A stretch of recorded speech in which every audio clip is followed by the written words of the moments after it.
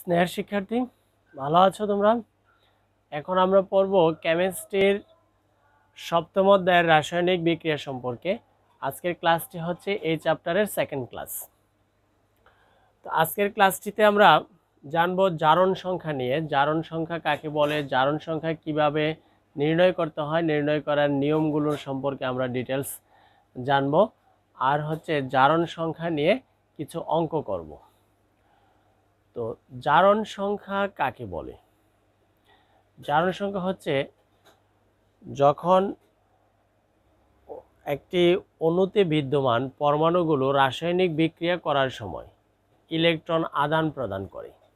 তো ইলেকট্রন আদান প্রদান করার সময় কিছু পরমাণু আছে ইলেকট্রন দান করে, আর কিছু পরমাণু ইলেকট্রন গ্রহণ করে। তাহলে এখানে দান এবং গ্রহণ হতে পারে, কেউ ইলেকট্রন দান করে, কেউ ইলেকট্রন গ্রহণ করে। তাহলে এই যে দান এবং গ্রহণ করার যে প্রবণতা, কোনো পরমাণু হয়তো একটি ইলেকট্রন দান করে, কোনো পরমাণু হয়তো দুইটি ইলেকট্রন দান করে, কেউ হয়তো একটি গ্রহণ করে, অন্য কেউ আবার দুইটি গ্রহণ করে। তাহলে যে যতটাই দান করুক, যতটাই গ্রহণ করুক, এই যে দান করা বা গ্রহণ করার প্রবণতা, ওই সংখ্যাটাকে ধনাত্মক অথবা ঋণাত্মক চিহ্ন দ্বারা যদি প্রকাশ করা হয়, তাই হচ্ছে জারণ সংখ্যা। তাহলে জারণ সংখ্যা কাকে বলে যদি সংজ্ঞা আসে, তাহলে আমরা কি বলবো? যে কোনো পরমাণু ইলেকট্রন দান বা গ্রহণ করার প্রবণতার যে সংখ্যা, তাকে ধনাত্মক অথবা ঋণাত্মক চিহ্ন দ্বারা প্রকাশ করা হলে তাকে জারণ সংখ্যা বলা হয়। ক্লিয়ার? যেমন অক্সিজেনের ক্ষেত্রে আমরা জানি অক্সিজেন যদি কারোর সাথে যুক্ত হয় তাহলে সে দুইটি ইলেকট্রন গ্রহণ করে, অথবা কারোর সাথে আবার দুইটি ইলেকট্রন শেয়ার করে। তাহলে এই যে দান গ্রহণ করা অথবা শেয়ার করার তার যে প্রবণতা, কয়টি ইলেকট্রন দিয়ে? দুইটি। তাহলে দুইটি ইলেকট্রন দিয়ে অক্সিজেন যৌগ গঠন করে। তাহলে এই সংখ্যাটাকে ঋণাত্মক চিহ্ন দ্বারা এখানে যদি প্রকাশ করা হয়, তাই হচ্ছে অক্সিজেনের জারণ সংখ্যা। তাহলে আবার ম্যাগনেসিয়ামের কথা যদি বলি আমরা, ম্যাগনেসিয়াম Mg সে যখন কারোর সাথে যুক্ত হয় তাহলে ইলেকট্রন দান করে বন্ধন তৈরির সময়। তাহলে ইলেকট্রন দান করে কয়টি? দুইটি। তো ওই দুইটি ইলেকট্রন ম্যাগনেসিয়াম যখন দান করে, তাহলে দান করে বলে তার হচ্ছে জারণ সংখ্যা +2। এই নিয়মগুলো নিয়ে আমরা এখন কথা বলবো, যে কার আগে প্লাস হবে, কার আগে মাইনাস হবে, কেন হবে, কত প্লাস হবে, কত মাইনাস হবে। এই বিষয়গুলো হচ্ছে জারণ সংখ্যা নির্ণয় করার বা জারণ সংখ্যা জানার নিয়ম। তো নিয়মগুলো অত্যন্ত ইম্পর্টেন্ট, কারণ জারণ সংখ্যার সাথে জারণ বিজারণ বিক্রিয়া রিলেটেড। আর এই চ্যাপ্টারের অত্যন্ত ইম্পর্টেন্ট একটি বিক্রিয়াই হচ্ছে জারণ বিজারণ বিক্রিয়া। যদি আমরা জারণ বিজারণ বিক্রিয়াই ভালো করে না বুঝি, তাহলে এই চ্যাপ্টারটি পড়াই আসলে বৃথা হয়ে যাবে। আর জারণ বিজারণ বিক্রিয়া বোঝার জন্য জারণ সংখ্যা নির্ণয়ের যে নিয়মগুলো আছে সেগুলো আমাদেরকে একেবারে ভালো করে বুঝতে হবে এবং একটু ডিটেলস বুঝতে হবে। তো চলি আমরা জারণ সংখ্যা কিভাবে নির্ণয় করতে হয় তার ইম্পর্টেন্ট কথাগুলো আমরা জেনে নিই। এটা বইয়ের মধ্যে যে চার্টটা দেওয়া আছে সেটাই এখানে আমরা বোঝার চেষ্টা করতেছি। তো 1 নম্বরে যে কথাটা আছে প্রথমে টেবিলের, যে ধাতুর জারণ সংখ্যা ধনাত্মক এবং অধাতু সমূহের জারণ সংখ্যা হচ্ছে ঋণাত্মক। তাহলে যত ধাতু আছে এই ধাতুগুলোর জারণ সংখ্যা হচ্ছে প্লাস, আর যারা অধাতু তাদের জারণ সংখ্যা হচ্ছে মাইনাস, মানে ওই সংখ্যাগুলোর আগে ঋণাত্মক চিহ্ন বসবে, ধাতুগুলোর ক্ষেত্রে প্লাস চিহ্ন বসবে।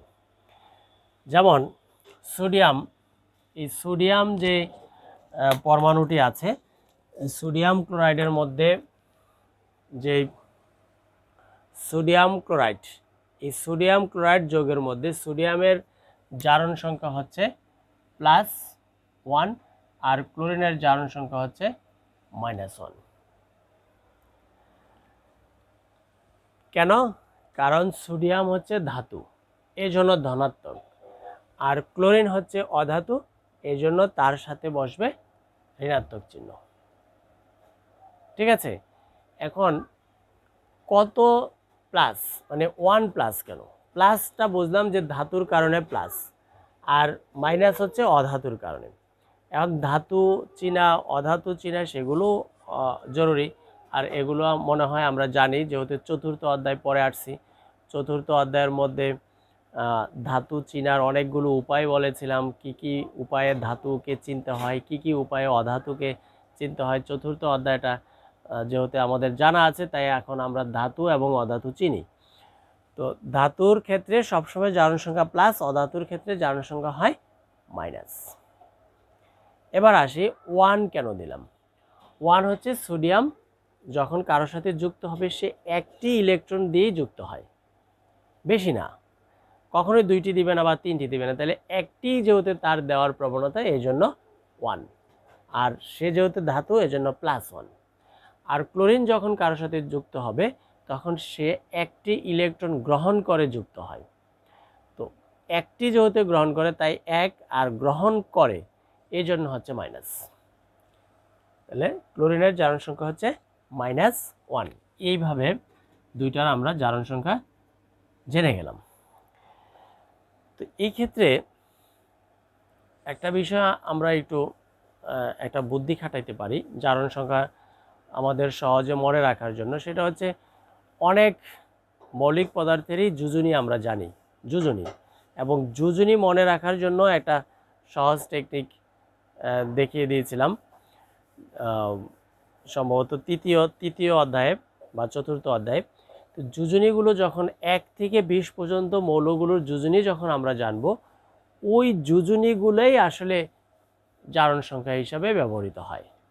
ম্যাক্সিমাম ক্ষেত্রে, 2-1টা ক্ষেত্রে একটু ব্যতিক্রম, যেমন অক্সিজেন হাইড্রোজেনের ক্ষেত্রে একেবারে লাস্টের দিকে গিয়ে একটু ব্যতিক্রম আছে, কিন্তু ম্যাক্সিমাম ক্ষেত্রে যার যে মৌলগুলোর যোজনী যত, তাদের জারণ সংখ্যা ওইটাই, শুধুমাত্র প্লাস আর মাইনাস সাথে বসিয়ে দিলেই হয়ে গেল। ঠিক আছে। তো আমরা তো আগে থেকেই জানি সোডিয়ামের যোজনী 1, কিন্তু যখন জারণ সংখ্যা বলবো তখন +1। ক্লোরিনের যোজনী এটাও আমরা জানি 1, কিন্তু এইখানে যেহেতু জারণ সংখ্যার কথা বলবো তাই -1।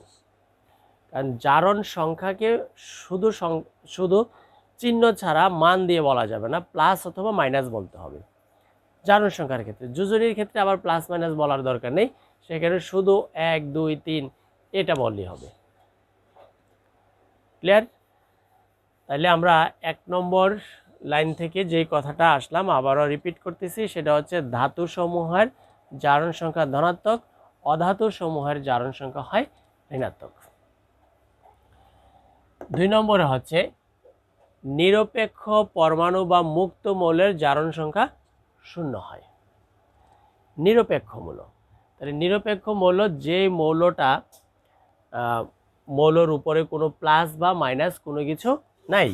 যেমন আমরা বিক্রিয়া করার সময় অনেক সময় নাইট্রোজেন লিখি, তো এই নাইট্রোজেনের উপরে কোনো প্লাস বা মাইনাস নেই, এটা কি বলা হয়? নিরপেক্ষ মৌল অথবা মুক্ত মৌল। মুক্ত মৌল কি? মুক্ত মৌল মানে সে এখনো কারোর সাথে যুক্ত হয় না, যেমন হাইড্রোজেন, এই নাইট্রোজেন একই, দুইটাই মুক্ত মৌল, এখনো কারোর সাথে যুক্ত হয়নি। তাহলে নিরপেক্ষ মৌল যদি হয় তাদের জারণ সংখ্যা 0, মুক্ত মৌল যদি হয় তাদের ক্ষেত্রে জারণ সংখ্যা হবে 0। ক্লিয়ার? তাহলে নিরপেক্ষ মৌল অথবা মুক্ত মৌল এদের জারণ সংখ্যা সবসময় 0 হয়। তো এই ক্ষেত্রে এরকম, যেমন আয়রন একটি নিরপেক্ষ মৌল এখানে আছে, তার জারণ সংখ্যা 0। হাইড্রোজেন এটাও আছে, তার জারণ সংখ্যা 0। তৃতীয় যে লাইনটি আছে ওইখানে বলা আছে নিরপেক্ষ যৌগে পরমাণু সমূহের মোট জারণ সংখ্যা 0 হয়। মোট জারণ সংখ্যা, যেমন ক্যালসিয়াম, তার জারণ সংখ্যা হচ্ছে +2। অক্সিজেন, তার জারণ সংখ্যা হচ্ছে -2। এবার দুইটার জারণ সংখ্যা যদি আমরা একসাথে যোগ করি, ক্যালসিয়ামের +2, অক্সিজেনের -2, তাহলে +2 আর -2 ওই দুইটা যদি আমরা একসাথে যোগ করি, নিট ফলাফলটা হচ্ছে 0। এটা খুব ইম্পর্টেন্ট একটি কথা যে একটা যৌগের মধ্যে, আবারও এই কারণে বলতেছি, একটি যৌগের মধ্যে যতগুলো পরমাণু থাকবে সবগুলো পরমাণুর জারণ সংখ্যা যোগ করলে যোগফলটা সবসময় শূন্য হবে, যদি সেই যৌগটা নিরপেক্ষ যৌগ। নিরপেক্ষ যৌগ তাহলে বুঝবো কি করে? যার উপরে প্লাস অথবা মাইনাস কোনো কিছু নাই সেই নিরপেক্ষ। ঠিক আছে, তাহলে নিরপেক্ষ যৌগের পরমাণু সমূহের মোট জারণ সংখ্যা হবে শূন্য। এটা দিয়ে আমরা অঙ্ক করব, একটু পরেই দেখব, এই নিয়মটা দিয়ে বেশি আসে। আর আয়নে পরমাণু সমূহের মোট জারণ সংখ্যা আদান সংখ্যার সমান হয়। তাহলে আয়ন কি? যাদের উপরে প্লাস বা মাইনাস কিছু একটা থাকে, যেমন এটা SO4 উপরে আছে -2, এই সালফেট আয়ন। তাহলে সালফেট আয়ন বা যৌগমূলক আমরা এটাকে বলি। এই সালফেট আয়নের আদান সংখ্যা হচ্ছে -2। আর ভিতরে যে পরমাণু আছে এগুলো যদি আমরা খেয়াল করি, এই জায়গায় সালফারের আছে একটি পরমাণু, অক্সিজেনের আছে 4টি পরমাণু। তো সালফার এবং অক্সিজেন এদের পরমাণু যে জারণ সংখ্যা আছে সেই জারণ সংখ্যাগুলো যদি আমরা যোগ দেই তাহলে যোগফল থাকবে -2। কিভাবে দেখি? এখানে সালফারের জারণ সংখ্যা হচ্ছে +6, আর অক্সিজেনেরটা একটু আগেই বললাম, অক্সিজেনের হচ্ছে -2। তো অক্সিজেন আছে কটা? 4টা। +6 হচ্ছে সালফারের, অক্সিজেনের হচ্ছে -2 × 4, মানে 4টা এখানে অক্সিজেনের পরমাণু আছে। তো তাদেরকে যদি আমরা যোগ করি +6 আর এখানে 4 দুগুণে 8, তাহলে মাইনাসের হচ্ছে 8 প্লাসের 6, তাহলে শেষ পর্যন্ত ফলাফলটা থাকতেছে -2, যা আমরা নিয়ম থেকে আগেই জানতাম।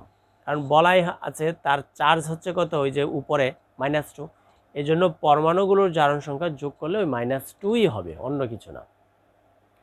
তাহলে নিয়মটা হচ্ছে কি? আদান সমূহের মধ্যে যতগুলো পরমাণু থাকুক সেই পরমাণুগুলোর জারণ সংখ্যা যোগ করলে ওই আদান সংখ্যার সমান হবে। ঠিক আছে, এবার আসি আমরা 5 নম্বরে যেই আছে, ক্ষার ধাতু সমূহের জারণ সংখ্যা +1 হয়। ক্ষার ধাতু কোনটা সেটাও আমরা জানি, চতুর্থ অধ্যায়ের সাথে আসলে এখানে প্রত্যেকটি কথাই রিলেটেড। ক্ষার ধাতু পর্যায় সারণীর একেবারে বাম দিকের যে গ্রুপটি আছে, অর্থাৎ 1 নম্বর গ্রুপ, এই 1 নম্বর গ্রুপের মৌলগুলো হচ্ছে ধাতু উইদাউট হাইড্রোজেন, কারণ হাইড্রোজেন এখানে একটু ব্যতিক্রম, হাইড্রোজেন ছাড়া সবগুলো হচ্ছে ধাতু। আর সেই ধাতুগুলোকে বলা হয় ক্ষার ধাতু। কেন ক্ষার ধাতু বলা হয় সেটা আমরা জানি, যে তারা সবাই পানির সাথে বিক্রিয়া করে ক্ষার তৈরি করে, এই জন্য তাদেরকে ক্ষার ধাতু বলা হয়। তো এদের প্রত্যেকের যোজনী 1, কারণ তারা একটি ইলেকট্রন দিয়ে যৌগ তৈরি করে। এই জন্য ক্ষার ধাতুগুলোর যোজনী যেহেতু 1, জারণ সংখ্যা তাইলে হবে কি? +1, কারণ তারা তো ধাতু, ধাতু হইলে তো প্লাস, আর যোজনী 1, তাই তাদের প্রত্যেকের জারণ সংখ্যা হচ্ছে +1। তাহলে এখানে পটাশিয়ামের জারণ সংখ্যা হচ্ছে +1। ক্লোরিনেরটা এই জায়গায় আমাদের বলার প্রয়োজন নেই, আমরা এখানে ক্ষার ধাতুর কথা বলতেছি, মানে পটাশিয়াম ওই 1 নম্বর গ্রুপের একটি অবস্থানে আছে। তাহলে পটাশিয়ামের জারণ সংখ্যা হচ্ছে +1। তারপর মৃৎক্ষার ধাতু সমূহের জারণ সংখ্যা +2 হয়। ক্ষার ধাতুর যে গ্রুপটা আছে 1 নম্বর গ্রুপটা, 2 নম্বর 7 গ্রুপটাই হচ্ছে মৃৎক্ষার। মৃৎক্ষার কেন তাদেরকে বলা হয় তাও আমাদের মনে আছে, জানা আছে। মৃৎক্ষার, মৃৎ কথাটা আসছে মৃত্তিকা থেকে, আর ক্ষার, তাহলে এই 2 নম্বরের যে মৌলগুলো আছে তারা প্রত্যেকের তাদেরকে মৃত্তিকার মধ্যে অর্থাৎ মাটির মধ্যে তাদেরকে পাওয়া যায়, তাদের উৎস মাটি। এবং এই উপাদানগুলো 2 নম্বরে যারা আছে ক্যালসিয়াম, ম্যাগনেসিয়াম, এই মৌলগুলো ও পানির সাথে বিক্রিয়া করে ক্ষার তৈরি করে। তাহলে তাদের উৎস মাটি আবার ক্ষার তৈরি করে, 2টা বিষয় তাদের এখানে আছে। এই 2টা বৈশিষ্ট্যকে মনে রাখার জন্য এদের নাম দেওয়া হয়েছে মৃৎক্ষার ধাতু। তো মৃৎক্ষার ধাতুগুলো যেহেতু 2 নম্বর গ্রুপে আছে, তাদের যোজনী 2, এজন্য জারণ সংখ্যা হবে +2। এখানে ম্যাগনেসিয়ামের জারণ সংখ্যা +2। তারপর ধাতব হ্যালাইডে হ্যালোজেনের জারণ সংখ্যা -1 হয়। হ্যালাইড হচ্ছে কি হ্যালোজেন মৌলগুলো যারা 17 নম্বর গ্রুপে আছে পর্যায় সারণীর মধ্যে, এই 17 নম্বর গ্রুপের মৌলগুলোকে বলা হয় হ্যালোজেন মৌল। হ্যালোজেন মৌলগুলোর যোজনীয় 1 এবং তারা অধাতু এবং ইলেকট্রন গ্রহণ করে, তাই হ্যালোজেন মৌলগুলোর জারণ সংখ্যা হবে কি -1, যেহেতু ইলেকট্রন গ্রহণ করে। এখানে হ্যালোজেন মৌল বলতে ফ্লোরিন, ক্লোরিন, আয়োডিন এগুলো। তো তাদের এই ফ্লোরিন অথবা ক্লোরিন যার কথাই বলি, এদের জারণ সংখ্যা হচ্ছে -1। তাহলে আমরা কি বুঝলাম, 17 নম্বর গ্রুপে যে হ্যালোজেন মৌলগুলো আছে তাদের প্রত্যেকের জারণ সংখ্যা হচ্ছে -1। এবার আমরা আসি হাইড্রোজেনের ক্ষেত্রে। হাইড্রোজেন যদিও একটি অধাতু গ্যাসীয় পদার্থ, কিন্তু সে ম্যাক্সিমাম ক্ষেত্রে কিন্তু ধাতুর মতোই আচরণ করে। এই জন্য তার অবস্থান হচ্ছে পর্যায় সারণীর 1 নম্বর গ্রুপে। সে অধাতু হয়েও কিন্তু তার অবস্থানগুলো হচ্ছে ধাতুর সাথে চলাফেরা ধাতুর মতো। এই জন্য ম্যাক্সিমাম যৌগের মধ্যে হাইড্রোজেনের জারণ সংখ্যা ওই ধাতুর মতো +1, যোজনী 1। হ্যাঁ, আর হচ্ছে সে ধাতুর মতো যেহেতু ইলেকট্রন দান করতে পারে, এই জন্য সাধারণত হাইড্রোজেনের জারণ সংখ্যা হয় +1। কিন্তু কিছু কিছু ক্ষেত্রে সে আবার তখন অধাতুর মতোই আচরণ করে। কখন? যখন তার সাথে কোনো শক্তিশালী ধাতু যুক্ত হয়ে যায়, তখন সে অধাতু হিসাবে কাজ করে। যেমন লিথিয়াম অ্যালুমিনিয়াম হাইড্রাইড এবং সেই যৌগগুলোকে যখন হাইড্রোজেন অন্য একটা শক্তিশালী ধাতুর সাথে যুক্ত থাকবে, তখন ওই যৌগগুলোর নামের শেষের দিকে উচ্চারিত হয় হাইড্রাইড। কি হাইড্রাইড? ধাতব হাইড্রাইড। যেই ধাতুটা থাকে ওই ধাতুর নাম বলে হাইড্রাইড। তো এই ক্ষেত্রে আমরা ওই নামটাই বলবো lithium aluminium hydride. Lithium aluminium hydride. তো এখানে হাইড্রোজেনের জারণ সংখ্যা, এই যৌগটার মধ্যে হাইড্রোজেনের জারণ সংখ্যা আর +1 হবে না, এখানে তার জারণ সংখ্যা হবে -1, কারণ এখন সে অধাতুর মতোই আচরণ করতেছে। তাহলে এই কথাটা আমরা কি জানলাম, যে সাধারণত হাইড্রোজেনের জারণ সংখ্যা হয় +1, কিন্তু ধাতব হাইড্রোজেন যৌগে হাইড্রোজেনের জারণ সংখ্যা হবে -1।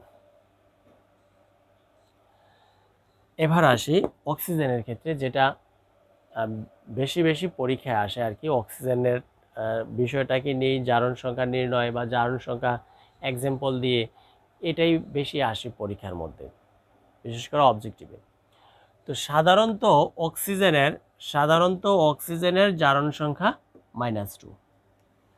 যেমন ক্যালসিয়াম অক্সাইড, ম্যাগনেসিয়াম অক্সাইড, এই ক্ষেত্রে অক্সিজেনের জারণ সংখ্যা -2। কিন্তু পার অক্সাইড যে যৌগ আছে সেই ক্ষেত্রে অক্সিজেনের জারণ সংখ্যা হবে -1। এই যৌগগুলো H2O2, এটার নাম হচ্ছে হাইড্রোজেন পার অক্সাইড।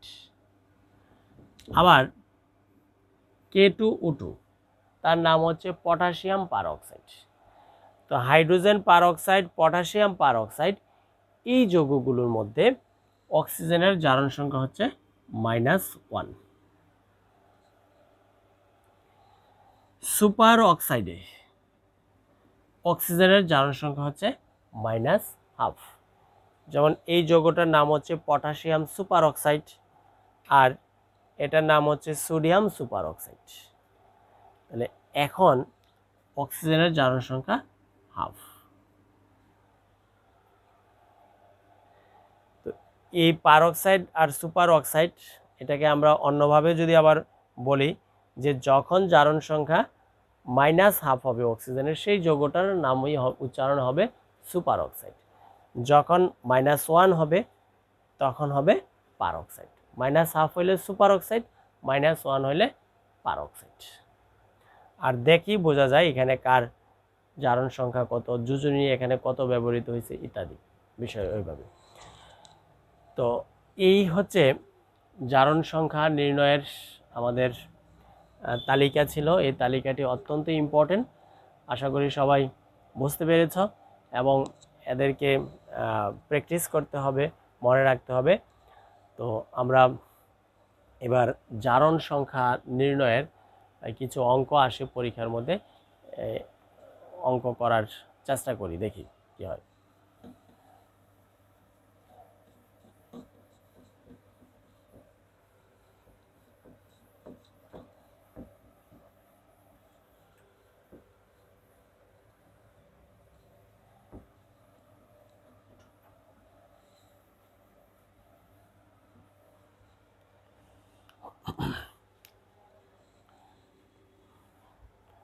জারণ সংখ্যার যেমন এরকম একটি যৌগ দিয়ে দিবে H2SO4 যৌগে সালফার এর জারণ সংখ্যা কত? সালফার এর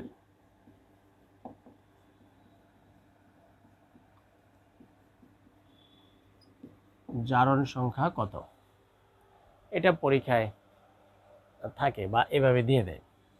তো এই ক্ষেত্রে সালফার যার জারণ সংখ্যা বের করতে হবে, এটা আমাদের মুখস্থ নেই, জানা নেই। সালফারের জারণ সংখ্যা 2 +2 হইতে পারে, +4 হইতে পারে, +6 হইতে পারে, তিনটার যে কোনোটাই হইতে পারে, কারণ আমরা জানি সালফারের যোজনী হচ্ছে 2, 4, 6। এখন কত আছে সেটা আমাদের জানা নেই। তাহলে জারণ সংখ্যা যার বের করতে হবে ওইটা আমরা ধরে নিব যে ধরি সালফার এর জারণ সংখ্যা x, একটা অজানা রাশি আমরা ধরে নিলাম x। আর সালফারের সাথে যারা আছে হাইড্রোজেন এবং অক্সিজেন, তাদের জারণ সংখ্যা আমাদের জানা আছে, ওগুলো এখানে উল্লেখ করব। যে হাইড্রোজেনের জারণ সংখ্যা, হাইড্রোজেনের জারণ সংখ্যা হচ্ছে +1, অক্সিজেনের জারণ সংখ্যা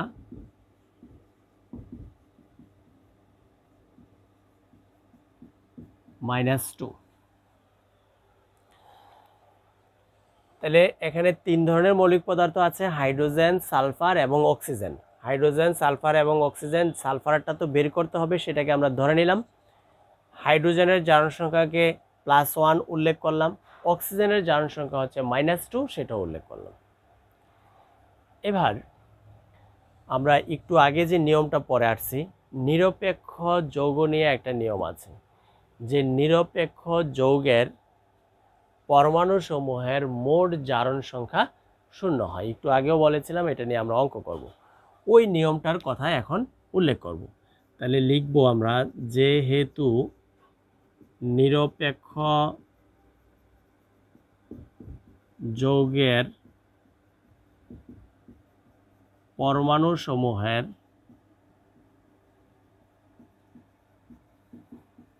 মোট জারণ সংখ্যা 0 হয়। নিরপেক্ষ যৌগের পরমাণু সমূহের সবগুলো জারণ সংখ্যা একসাথে করলে 0 হবে।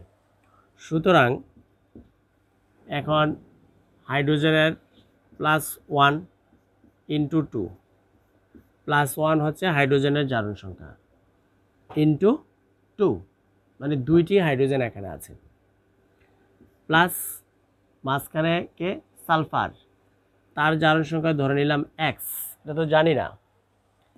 তারপর অক্সিজেন, অক্সিজেনের জারণ সংখ্যা হচ্ছে -2 × 4, তাহলে +1 × 2 + x +-2 × 4।